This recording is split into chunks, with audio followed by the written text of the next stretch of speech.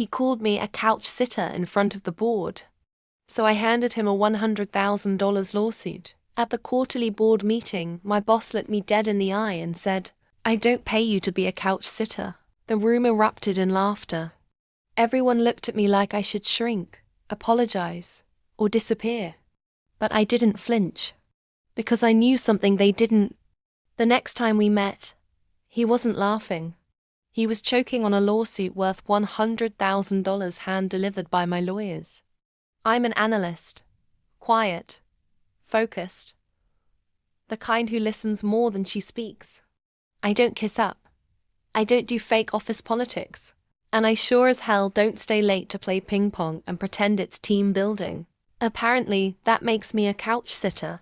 The board meeting was meant to review Q2 growth. I had spent weeks building the data presentation numbers that actually saved the company from a multi-million-dollar bad investment. And yet, mid-presentation, my boss David leaned back, rolled his eyes, and said, "Why is she even here? I don't pay her to be a couch sitter." The board burst out laughing.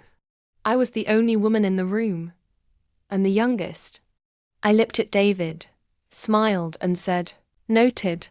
But what no one knew was that for the last 6 months, I'd been documenting everything: his offhand sexist comments, the times he took credit for my work, the inappropriate jokes, the after-hours jokes in Slack, all of it. Logged, time-stamped, screen-recorded, witnesses noted. And I had quietly retained a discrimination and workplace harassment lawyer 3 months earlier. Because I knew this was coming. David thought he humiliated me in front of the board. What he didn't realize is that he just made my case airtight. Exactly 1 week later, a manila envelope was delivered to his office. Inside, a $100,000 lawsuit for workplace harassment, defamation, and hostile work environment, backed by over 200 pages of evidence. The company's legal team scrambled. HR panicked. The board? Suddenly very quiet. But here's the kicker. I never wanted the money. What I really wanted was the internal investigation. You see, once that lawsuit was filed, HR was forced to dig deeper. And guess what they found?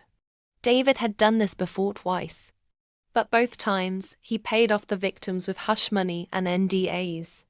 This time, he picked the wrong couch sitter. By the end of the month, he was asked to resign for personal reasons. The board issued a public apology. I took my settlement, donated half to a Women in Tech foundation, and used the rest to launch my own firm. Now, companies hire me to train their leaders on how not to end up like David. Ever been humiliated at work? Called too sensitive, too soft, or just lucky to be in the room? Good.